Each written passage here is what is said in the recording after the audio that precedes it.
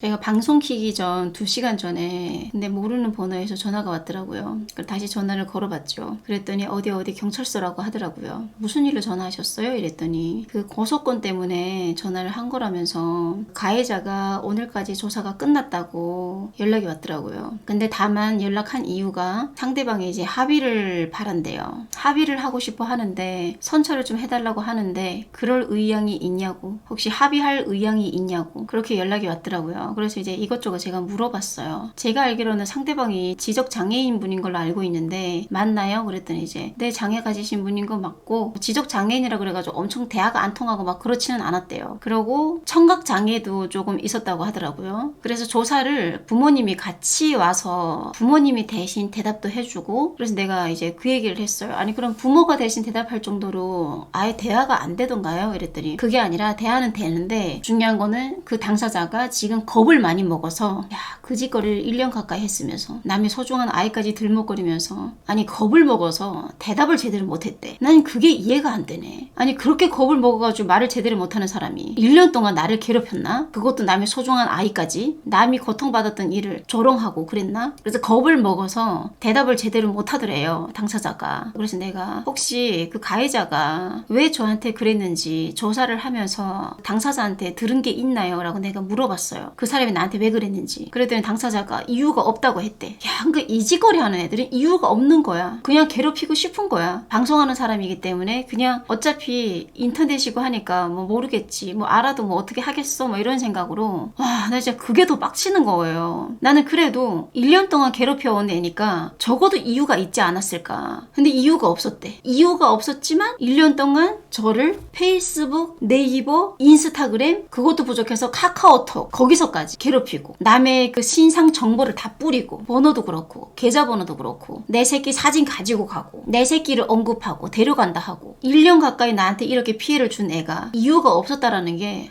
진짜 기가 차더라고요. 그래서 저도 그 상대방이 심각한 장애를 가져서 대화가 안 되는 줄 알았어요. 근데 생각을 해보면 그렇게 대화가 안 될 정도면은 페이스북이며 유튜브며 네이버며 인스타그램, 카카오톡 그거를 싹 다 나를 막 욕하고 있고 싹 다 가입해가지고 사진도 올리고 있고, 그러니까 이게 기본적인 거는 소통도 되고 잘못된 게 뭔지는 안다는 뜻이에요. 아는데 그걸 했다라는 거지. 그래서 경찰분도 그랬어요. 뭐 대화가 안 될 정도는 아니었다고. 다만 당사자가 겁을 많이 먹어서 좀 대화가 좀 안 됐을 뿐이지 그렇지는 않았다고. 근데 여러분, 제가 뭐에 흔들리는 줄 알아요? 제가 합의를 딱 안 하겠다라는 말을 못하고 생각을 좀 해보겠다고 했어요. 왜냐면 내 동생이 한국에 와가지고 교통사고 나고 장애인이 됐잖아요. 근데 상대방이 지적장애, 청각장애 이런 걸 가지고 있다고 하니까 내가 이대로 그냥 세게 나가도 되나? 내가 여기서 세게 나가는 게 맞나? 뭔가 이런 생각이 드는 거예요. 그래서 지금 고민이 많아요, 여러분. 그래서 경찰분이 조금 생각해보시고 연락을 달라고 하더라고요. 만약에 내가 합의를 안 해주면 그 경찰서에 조사가 끝났으니까 이제 검찰청으로 넘어가고 그러면은 그 벌금이 됐든 뭐가 됐든 떨어지는 거죠. 내가 합의를 안 하면. 근데 합의를 하면은 거기까지는 안 가는 거죠. 내가 만약에 선처를 하면. 그래서 내가 지금 여기서 지금 흔들리는 거예요. 상대방은 굉장히 많이 뉘우치고 부모님도 많이 타이르고 부모님도 되게 미안한 마음을 가지고 있대요, 저한테. 그쵸, 여러분? 아무래도 장애 가지신 분이기 때문에 일반 분들과 다르게 조금 약하게 떨어지는 건 맞거든요. 그래서 벌금까지만 나올 것 같은데 그냥 벌금은 내게 할까요? 내가 옛날에도 선처해 준 적이 있었거든요. 장애 가진 분은 아니고 평범한 분이었는데, 근데 그 선처를 해주고 나서 굉장히 후회를 많이 했어요.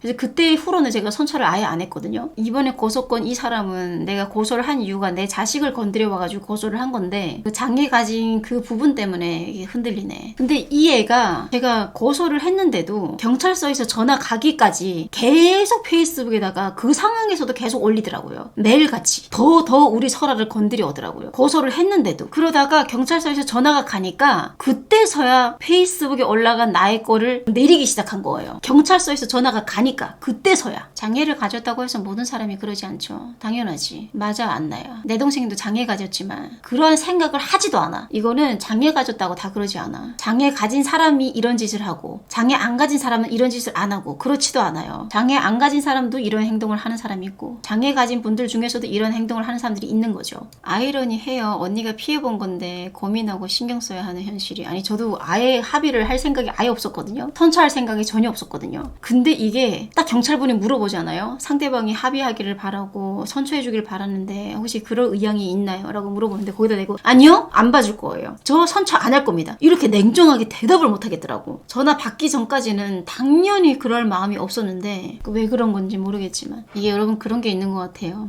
내가 피해받는 것도 싫고 내가 곤란해지는 것도 싫고 내가 기분 상한 것도 싫지만 상대방을 기분 상하게 하고 상대방을 아프게 하고 상대방을 불편하게 하고 상대방한테 피해 주는 것 또한 굉장히 불편한 거예요. 마음이 편하지만은 않아요. 마음이 불편하고 그래서 서로 피해 안 주고 사는 게 그게 딱 최고야. 남을 아프게 해도 내가 죄인이 되는 것 같고 나를 누군가가 아프게 해도 나 또한 그걸 못 참겠고 내가 피해를 받았어도 굳이 뭐 그렇게 똑같이 피해 줄 필요 없이 한번 좀 봐줘야 되는 마음 있어야 되지 않을까 막 싶기도 하고 별별 생각이 다 드네.